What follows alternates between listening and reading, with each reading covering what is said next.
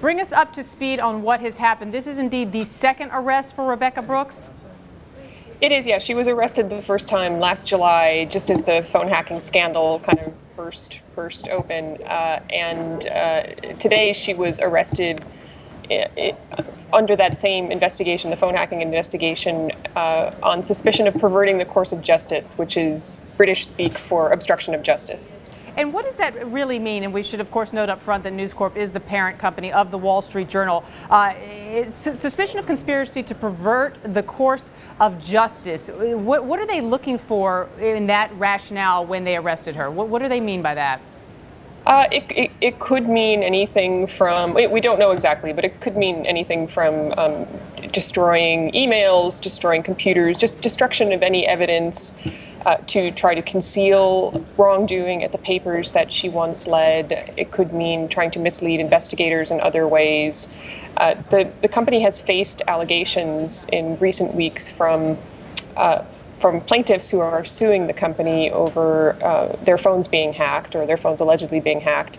These plaintiffs have alleged that high-ranking executives in the company hatched a plan and carried it out to conceal evidence.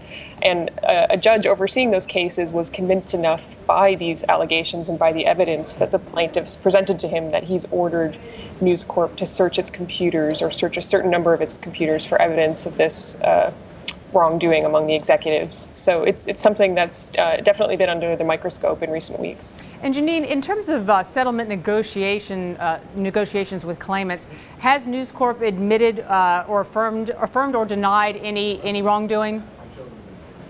Sorry, say that again? I didn't quite hear you. In the settlement negotiations with some of the claimants, has News Corp affirmed or denied any of the claims that have been made against it? Well, when it comes to destruction of evidence, they haven't affirmed or denied that News Corp executives destroyed evidence, but they did, in settling with some plaintiffs, they did settle on the assumption that such destruction of evidence occurred. Okay. So they paid out as if it had happened, even though they weren't admitting that it did actually happen. All right. Now, this being the second arrest for Rebekah Brooks, she actually has not, I believe, been formally charged with a crime, but it is the first arrest of her husband. What is his alleged role in this? Also unclear. There was one incident last summer that was kind of puzzling, where his laptop computer was found in a parking garage in the building where he and Rebekah Brooks lived. Some security guards found it there and turned it into the police. Now, a spokesman for the couple at the time said that Mr. Brooks's friend had tried to return the computer to Mr. Brooks and had accidentally left it in the garage where the security people found it, and that it was an innocent mistake, and that there was nothing related to the phone hacking investigation on this computer.